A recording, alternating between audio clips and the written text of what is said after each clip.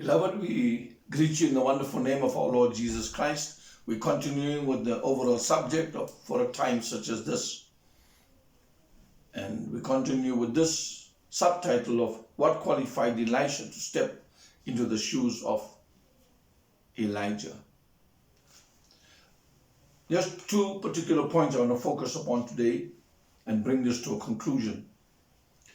He moved from what was good to the better. This is what we spoke upon a while ago, but he was willing to move from what was good. It was good for him to be a farmer.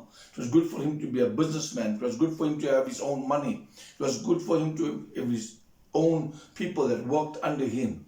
It was good for him to be able to have goods that he could supply to the people around and thereby be able to build his own empire. In fact, he seemed to be a very wealthy man and a very rich man.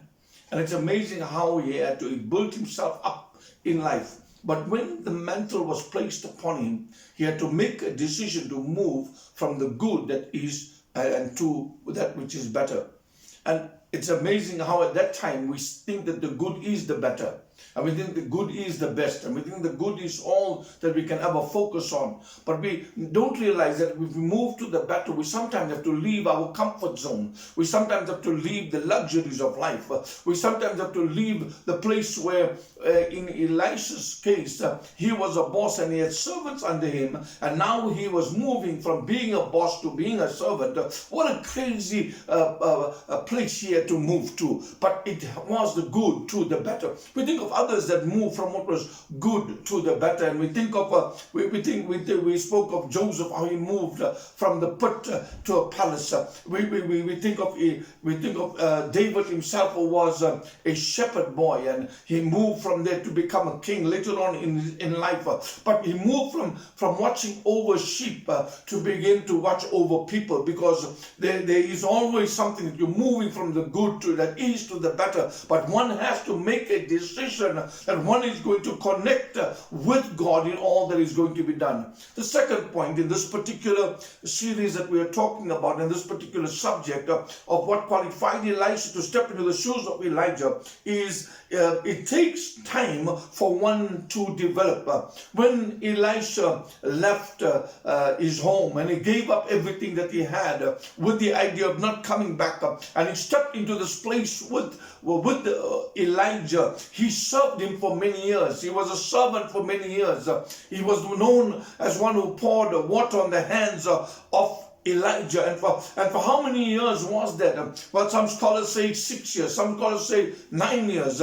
But it's amazing, it was not overnight for him to be in the place of service. It wasn't overnight for him to be in the place of where he was going to help Elijah for a period of his life. In fact, when he thought he connected with him, did he think it was going to happen overnight? And we realized it was not overnight for anybody in life to make it. Sometimes it is, and most times it is not overnight. It is not, the transition is not made automatically from one to the other. It takes a process of time. And in Elisha's case, it took 6 to 9 years before he was able to step into the shoes of Elijah. We think of somebody else too. We think of how even when Joseph was the favored son of his father, and how he gave him this coat of many colors, and the brothers were jealous, and then the brothers plotted to get rid of him, and eventually he was placed in a pit, and they were thinking of killing him, and then they sold him into slavery. And at Potiphar's house he was tempted, and he was falsely accused, and then placed into prison. And then from prison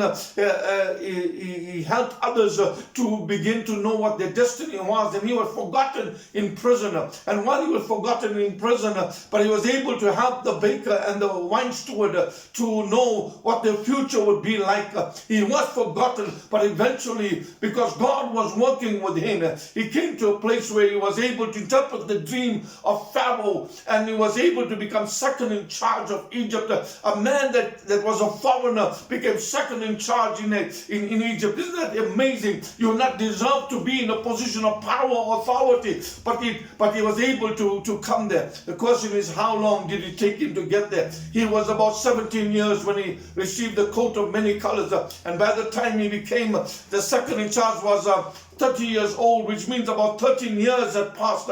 Trials had come his way, difficulties had come in his way. Man had forgotten him. But here's the powerful thing. When man has forgotten you, God has not forgotten you. And that's why we must begin to understand today. As long as we are not forgotten by God, we realize that to fill in the shoes of another, we must be able to go through the process of time. We must be able to understand that we must be willing to give up some luxuries of life. We must be able to understand that it may take a period and a length of time, but we must be able to persevere. We must be able to say, I'm not going to quit. I'm not going to give up. No matter how long it takes, I'm going to be there. I'm going to be there. I'm going to stick. There's going to be stickability on the inside of me. I'm going to last the test of time. And so that's what it's all about. We have to understand here today that in terms of time, we must be able to handle this and handle it well and be able to triumph.